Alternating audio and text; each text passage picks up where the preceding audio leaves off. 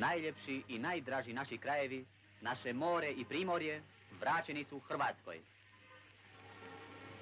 U svojim mislima opet se sjećamo onih krasnih mjesta u kojima smo nalazili odmor, pokrepu, zdravlje i užitak.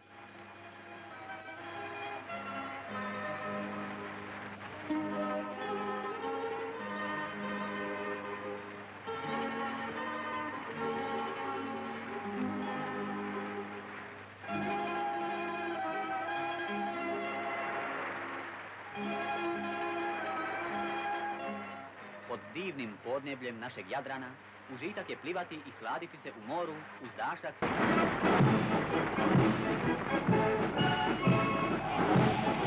Manifestacije pred Poglavnikovim dvorom. Poglavnik u svom govoru daje izraza osjećajima svih Hrvata. Hrvatski narod, kad je doselio u ove zemlje, on je svoju vlastitu državu osnovao na obalama Jadranskoga mora.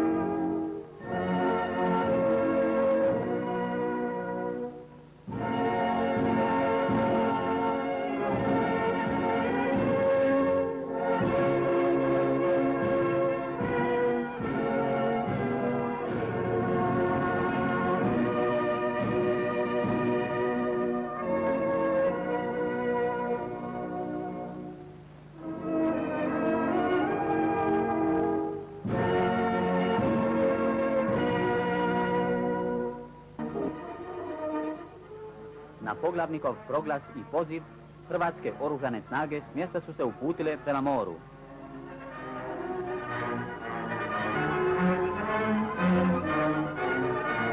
Nakon svladanog otpora, talijanske čete u Dubrovniku i Gružu predali su oružje.